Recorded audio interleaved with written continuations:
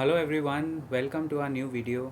तो आज इस वीडियो में हम लोग बात करेंगे और देखेंगे कि कहाँ फ्रॉथ कैसे बनता है स्टॉक्स में। फ्रॉथ मतलब वो ओवर वैल्यूएशन बनता कैसे है, कैसे रिटेल इन्वेस्टर फंसते हैं, उसका एक एग्जांपल लेंगे। मैं आपको एक स्टॉक स्पेसिफिक एग्जांपल लेके यहाँ मेरे सामने मैंने रखा है, तो मैं यहाँ पे अपना एनालिसिस देखते हुए आपसे बात करूँगा।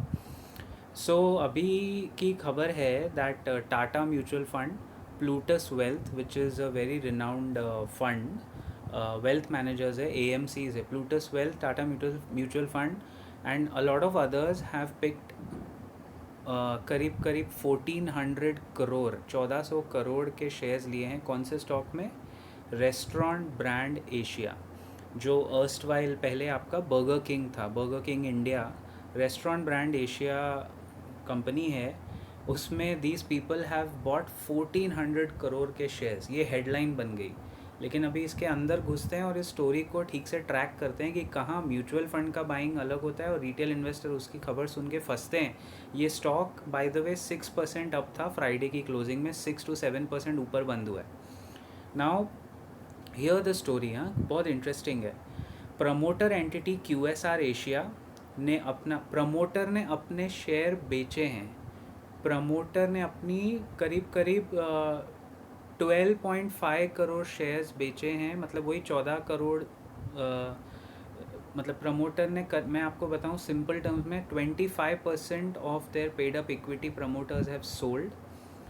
12.54 करोड़ शेयर्स बेचे हैं। शेयर का काउंट है 12.5 करोड़, और टोटल आप प्राइस देख के मिला लोगे तो वही करीब करीब उतना ही आएगा। आई एम श्योर 1400 करोड़ के आसपास आएगा। वो सारे शेयर यानी 25% कंपनी का 25% प्रमोटर छोड़ के जा रहा है, और वो उठाया किसने? बड़े फंड हाउसेज, AMCs और म्यूचुअल फंड्स ने। नाउ रेस्टोरेंट ब्रांड एशिया ये कंपनी है, आप देखो स्क्रीनर पे जाके, saw a lot of action on September 15th as 8 investors picked up the 24% जो ऑफलोड किया प्रमोटर्स ने, वो बाकी सब ने मिल मिला के पकड़ लिया। उस वजह से स्टॉक काफ़ी ऊपर था कि हाथों हाथ बिक गया माल, प्रमोटर निकल गए। प्रमोटर कंपनी का एग्जिट होना is the final nail in the coffin माना जाता है। वैल्यूएशन बोलो या फंडामेंटल्स में बोलो, ये अच्छी बात मानी नहीं जाती है। और स्टॉक जाके कहाँ बंद हुआ है? 6.7% अप बंद हुआ है, 128 रुपीज़ पे बंद हुआ है NSE पे। और कौन से ये 8 एंटिटीज़ हैं ये भी बताता हूँ। Tata mutual fund, Plutus wealth management, as I said, TD emerging markets fund, Amal N Parikh, Quant mutual fund ने भी उठाया है, लेकिन क्वांट का ये स्मॉल कैप वाला है या कौन सा है वो देखना पड़ेगा। ICICI prudential life insurance company, Goldman सैक्स funds, Goldman सैक्स Asia equity portfolio and Franklin का Singapore Asia stock mix portfolio, सब मिला के उन्होंने खरीद लिया। अब सवाल ये है भाई, इस कंपनी में ऐसा क्या है, मतलब प्रमोटर बेचे और ये तो बल्क डील हो गई ना, ब्लॉक डील जैसा हुआ है। So let me go to screener, मैं खोलता हूँ, आप भी देखो। Restaurant brand Asia, stock price 128। Burger King India है ये, बेसिकली बर्गर किंग हम सबको पता है। It is the this stock is the exclusive national master franchisee of Burger King. तो वहाँ से ये शुरू होती है, और मार्केट कैप है 6300 करोड़, यानी स्मॉल कैप है ये। PE रेशो इसका नहीं है, क्योंकि बेसिकली ये लॉस मेकिंग में चल रहे हैं। बुक वैल्यू है 16 रुपया, 16 का बुक वैल्यू और 128 का प्राइस है, मतलब प्राइस टू बुक रेशियो इसका 7-8 के आसपास है, थोड़ा ओवर वैल्यूएशन। ROCE कितना है? -6.9%। रिटर्न ऑन इक्विटी ROE कितना है? -23%। ठीक है, तो हमारे जैसे लोग तो उधर ही आउट हो जाते हैं। बुक वैल्यू में थोड़ा ऊपर है, इस मार्केट सेक्टर में लीडर है जुबिलेंट फूड वर्क्स, उस पर मैं ऑलरेडी बना चुका हूँ, बात कर चुका हूँ, तो रिपीट नहीं करूँगा। अब इसका नेट प्रॉफिट, नेट लॉस देखिए आप, नेट प्रॉफिट तो है नहीं इनके पास।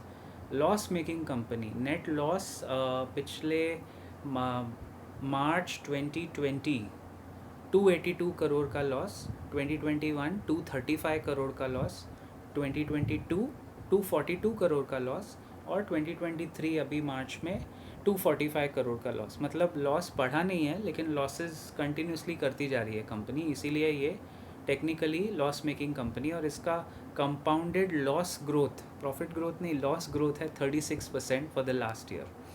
ROE minus ROC minus. ऐसी कंपनी में अब मार्केट में खबर क्या छपेगी, अरे ले ले ले ले, बिक रहा है, उधर से फ़ोन आया, इधर से मैसेज आया, इधर से टेलीग्राम चैनल पे आया, सब बेकार की खबरें छपेगी। और इसी चीज़ में रिटेल इन्वेस्टर अभी फंसते हैं। प्रमोटर्स सुमड़ी में निकल जाते हैं, जैसे बोलते हैं ना अपनी मुंबई की लैंग्वेज में। और FIIs का अभी अगर मैं इसका FII स्टेक देखूं तो बहुत अच्छा है। FIIs में बहुत सारे फिडेलिटी और गवर्नमेंट ऑफ सिंगापुर का स्टेक है, बहुत सारे बड़े बड़े FII। लेकिन क्या आप ऐसी कंपनी में अपना हार्ड अर्न पैसा डालोगे? जो मैंने बताया पूरी लॉस मेकिंग है। बेसिकली प्रमोटर्स ने किया क्या, वो अपना माल ऐसे ऑफलोड करके चले गए। जिस कंपनी में प्रमोटर 25% माल बेच रहा है पेड अप इक्विटी का, आप सोचो उस कंपनी के जिसके प्रमोटर की वफ़ादारी नहीं है, वो स्टॉक आपके साथ वफ़ादारी कैसे करेगा? Think about it guys and let me know in your comments. ये बहुत इंपॉर्टेंट खबर है, ऐसे आपको अभी नहीं फंसना है, क्योंकि इस तरह के बहुत स्टोरीज़ अब निकलेंगे। And this is the start of the end of the rise. Start of the end of the rise मतलब 21,000 के निफ्टी पे आके हम कहीं ना कहीं एक पॉज लेंगे, जो बहुत ज़रूरी भी होना चाहिए। उसके बाद वापस लॉन्ग टर्म में तो मार्केट चलता ही रहेगा भाई। लेकिन 15,000 जून 2022 निफ्टी वॉज 15,300 का बॉटम।